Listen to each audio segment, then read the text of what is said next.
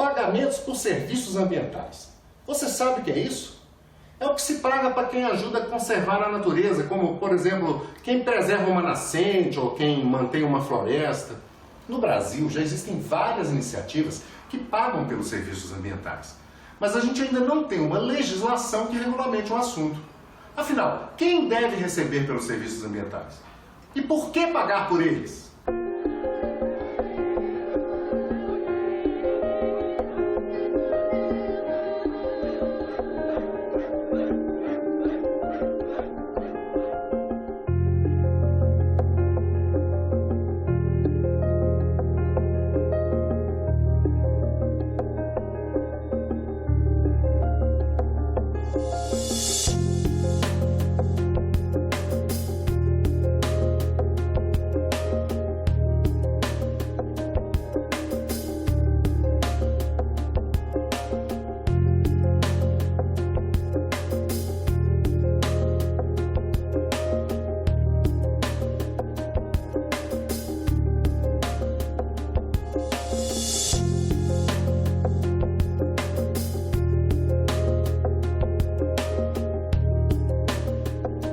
Não são mais os ambientalistas que falam em defesa da natureza, é o planeta que fala em sua própria defesa. Nós devemos dar graça aos povos indígenas, né?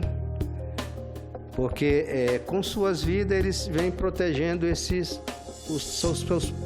lares, né? Que é a floresta. A palavra desenvolvimento, ela tem nos maltratado ao longo da história desse país. Que quando pensa desenvolvimento, pensa destruição. Nossos competidores não têm metade do nosso ativo ambiental.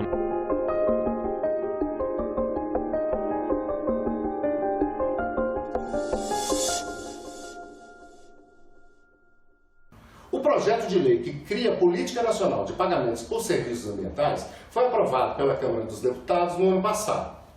Aqui no Senado, o projeto está na Comissão de Meio Ambiente e tem como relator o senador Fabiano Contarato, que é o presidente da comissão. Ele solicitou 3 audiências públicas para trazer o assunto em discussão. O debate de hoje nos dará a oportunidade de entender o ponto de vista daqueles que lidam no seu dia a dia com a dificuldade de garantir a preservação ambiental em nosso país e qual a importância da instituição de uma política de pagamento por serviços ambientais.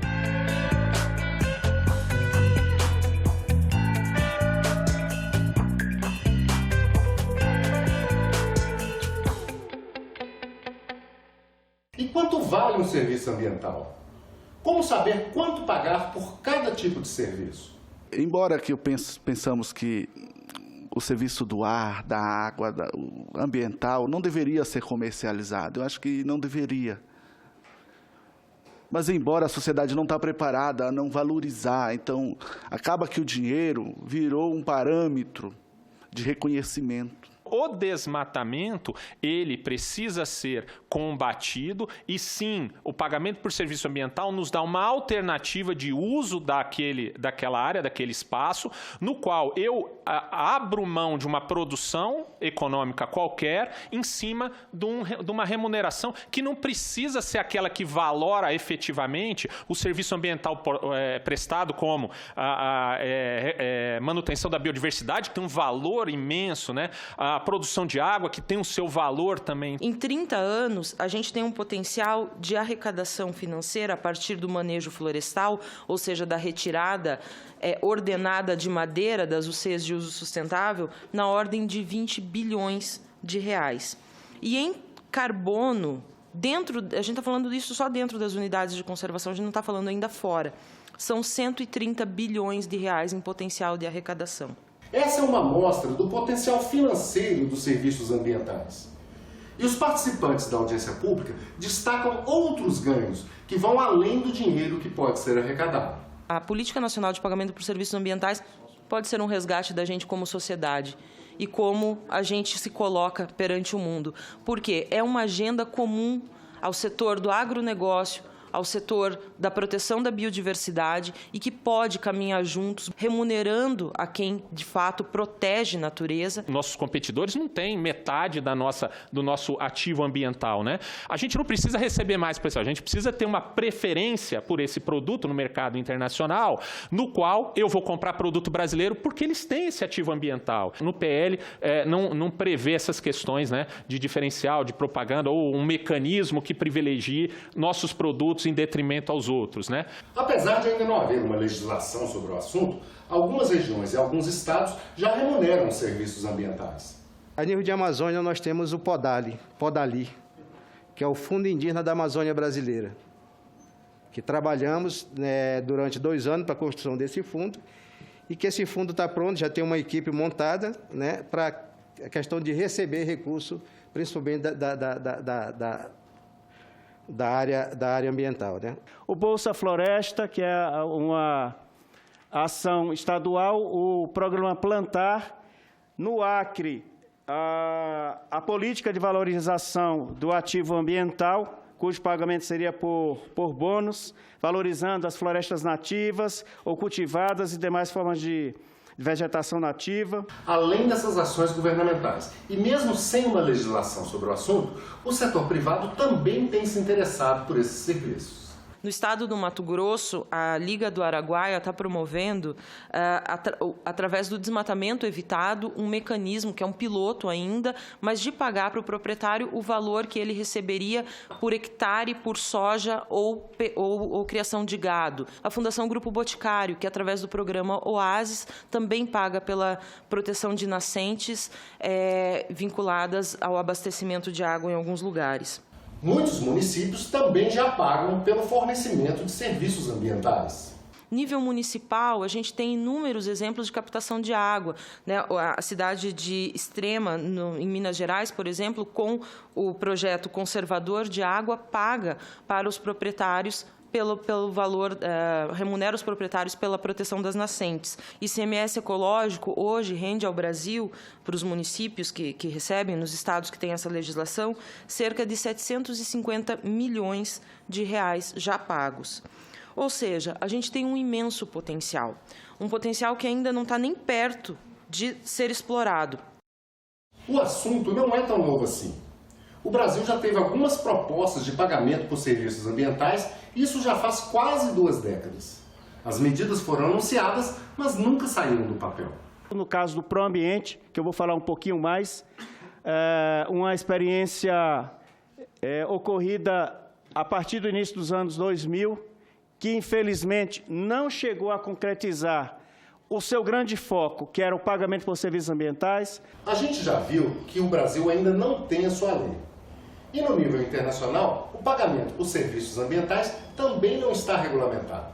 Apesar disso, algumas iniciativas já vêm sendo colocadas em prática há algum tempo. O Fundo Amazônia não deixa de ser uma forma de pagamento por serviço ambiental, onde alguns países da Europa têm pagado para o Brasil, para que o Brasil continue conservando suas florestas e assim mantendo os estoques de carbono. Já é uma forma de serviço ambiental que vem acontecendo. Outro mecanismo é o artigo 6 do Acordo de Paris, que, dependendo da forma como esse acordo, desse mercado de carbono for feito, a gente pode captar, lembrando que dentro desse processo a gente tem aquele fundo de 100 bilhões por ano, que podem ser revertidos no Brasil como pagamento por serviços ambientais.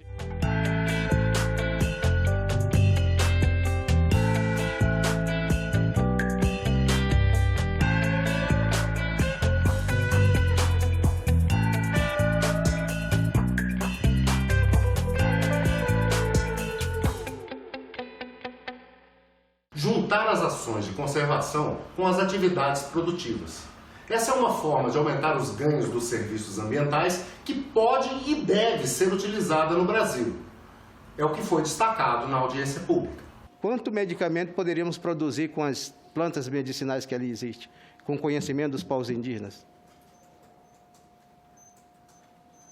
Pena que o Estado não olhe isso, principalmente no atual governo, né? Uma economia gigantesca que é o dos recursos naturais, ela historicamente foi na clandestinidade, porque nunca teve um financiamento adequado, nunca teve estudo, porque ela é muito plural e dinâmica, não é um mesmo produto, não está numa escala de uma produção única. O que está se discutindo em nível mundial são os sistemas agroalimentares de produção de alimentos saudáveis. Essa é uma pauta que unifica tanto pessoas da área rural quanto pessoas da área urbana. Ninguém quer comer coisa que vai lhe fazer mal à saúde.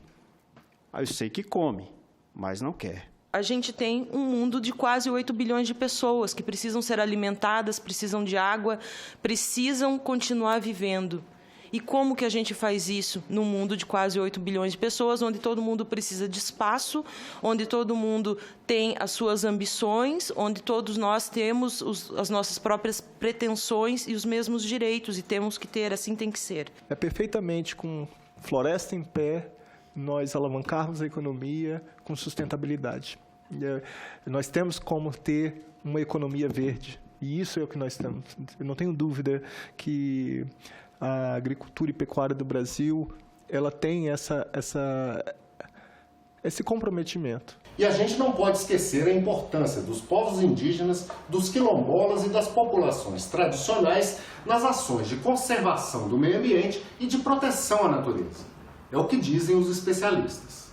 O desenvolvimento ele só vai ser realmente chamado de desenvolvimento se realmente ele incorporar os conhecimentos locais, né? Os conhecimentos regional, né? E também se ele olhar para a questão social, porque não há um desenvolvimento apenas no econômico. Geralmente o desenvolvimento coloca a floresta como um atrapalho. Isto, só olhar a história do Estado brasileiro já fala por si só. Desde os investimentos de crédito, de acesso às políticas públicas e etc. Isso fala por si só. Para nós é pensar um envolvimento onde nós, homens e mulheres desses territórios, possa ser ouvido. O Brasil só conseguiu honrar seus compromissos a nível internacional graças aos territórios indígenas, sobre desmatamento. Né? Por quê? Porque as terras indígenas também é uma barreira para a questão do desmatamento, né? Para a grilagem, né? Por isso que morre muito liderança indígena está morrendo, porque está na frente da batalha. Se tem floresta conservada, é porque teve gente cuidando dessas florestas. E gente da tradicionalidade, do uso responsável, de abrir mão de determinado espaço de consumo, porque ele vê a floresta como um território sagrado, como um território parte dele. Os povos originários não são os principais protetores do meio ambiente. Eles fazem parte, eles são o próprio meio ambiente. O projeto de lei ainda prevê a remuneração por serviços culturais promovidos pelas chamadas populações tradicionais, mas não deixa claro quais seriam eles. Não se reconhece os serviços culturais das populações e povos tradicionais. Então, a gente precisa trabalhar melhor essa redação. Mas essas populações tradicionais, que também se consideram responsáveis pela conservação do meio ambiente, são colocadas de lado quando se trata do acesso aos serviços públicos. Veja. Nossa maior fome não é de comida. Embora alguns grupos, dependendo do contexto, pode passar fome de comida. Mas geralmente a comida é fartura. A nossa fome é de ter acesso em direitos iguais, com as nossas diferenças.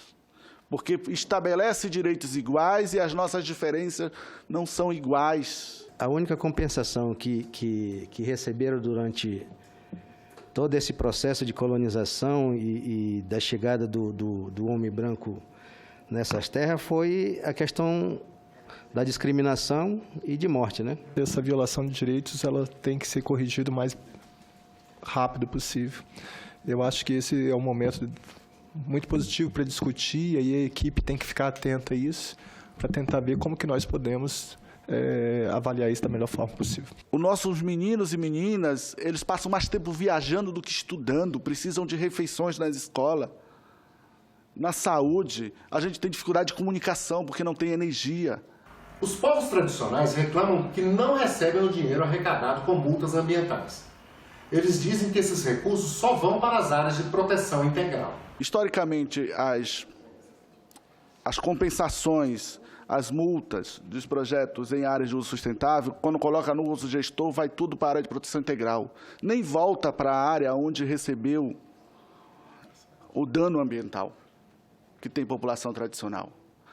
Então, precisa ter uma parcela no órgão gestor, acho que o órgão gestor é importante, poder funcionar e fazer o aparato do Estado, mas precisa repassar o recurso às populações que sempre fizeram serviço ambiental com a forma de se relacionar, de viver e produzir.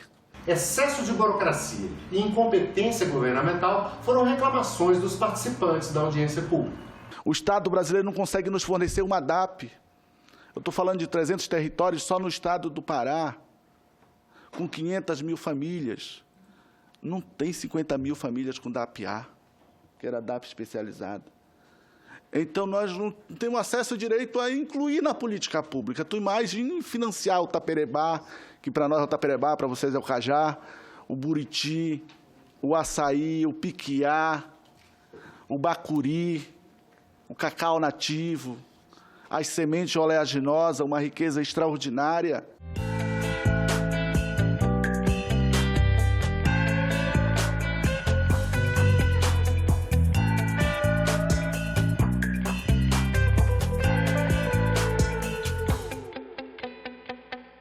Se o INCRA hoje está desistindo de processos de assentamento de famílias que já estavam assentadas, imagina emitir DAP-A para essas pessoas. E eu sugiro que você entre em contato com a Federação dos Trabalhadores Rurais, Agricultores e Agricultoras Familiares do Estado do Pará, a nossa FETAGRE Pará, para discutir de que forma os nossos sindicatos, que são credenciados e são emissores de DAP, podem contribuir com vocês. O Pronaf Floresta não consegue ter parâmetro para financiar um conjunto de produtos que tem sustentabilidade. E o IBGE não consegue contabilizar, os municípios não conseguem se organizar para que essa produção ela tenha uma relação formal, que aí passaria a ser visto pelo econômico. Se os produtores dizem que não conseguem o documento para ter acesso às políticas públicas, como ficam a assistência técnica e a extensão rural? O artigo 10, que trata de como o poder público vai fomentar a assistência técnica e extensão. Nós temos alguns questionamentos em relação a isso.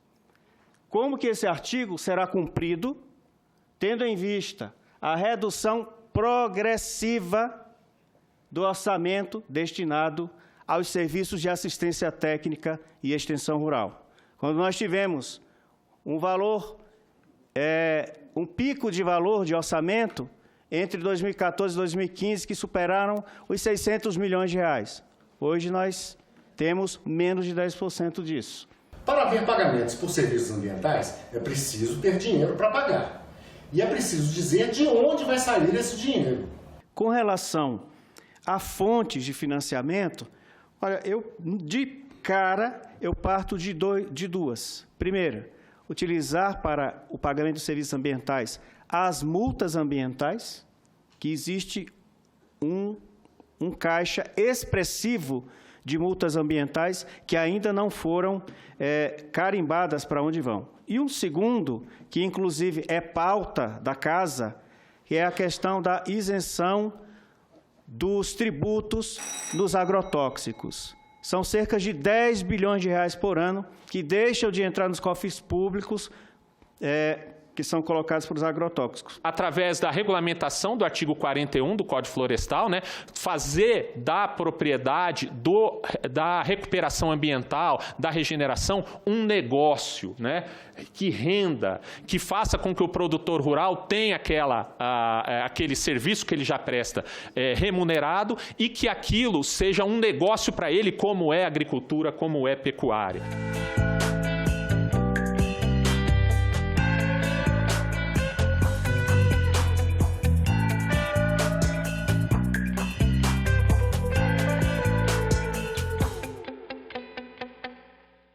E o mecanismo de pagamento descentralizado previsto no projeto foi especialmente elogiado pelos participantes da audiência pública.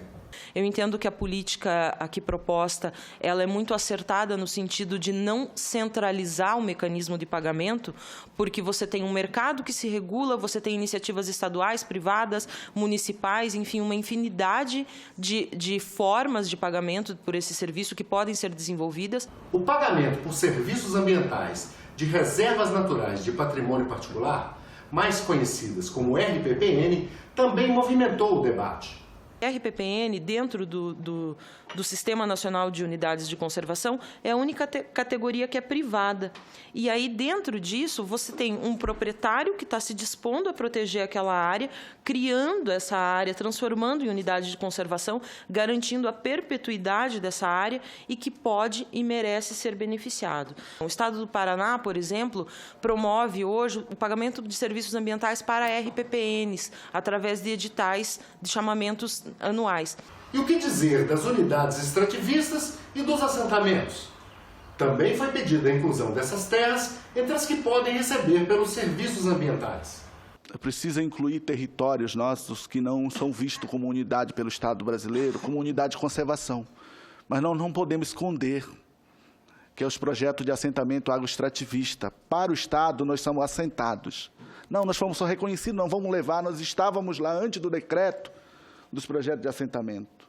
Nós propomos aqui também incluir as reservas extrativistas. Já foi proposto pela Ângela colocar as RPPNs e foi proposto aqui pelo Ivanildo colocar também os assentamentos agroextrativistas. Nós propomos a inclusão de um novo inciso, que são as áreas de assentamento da reforma agrária e do crédito fundiário, da agricultura familiar e de empreendedores familiares rurais. E os organismos geneticamente modificados, os famosos transgênicos, eles também devem pagar pelos serviços ambientais? Não podemos deixar de citar que o uso de organismos geneticamente modificados causam, sim, impactos ambientais, do ponto de vista de degradação da biodiversidade, de contaminação da biodiversidade, assim como pelo uso articulado e necessário e obrigatório, por exemplo, dos adubos químicos e dos venenos. Porque contaminam solo, contaminam água e são, na realidade, não só um problema ambiental, mas um problema de saúde pública para a população brasileira.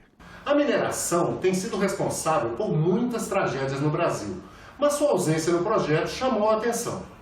Afinal, as mineradoras devem ser incluídas entre os pagadores de serviços ambientais? Na realidade, a mineração vai na contramão do que o PL se propõe, que é pagar por serviços ambientais. A mineração, todos nós sabemos que traz grandes impactos do ponto de vista de degradação, do ponto de vista de contaminação com metais altamente pesados, que são extremamente prejudiciais à saúde das pessoas e dos demais seres vivos que vivem naqueles ambientes.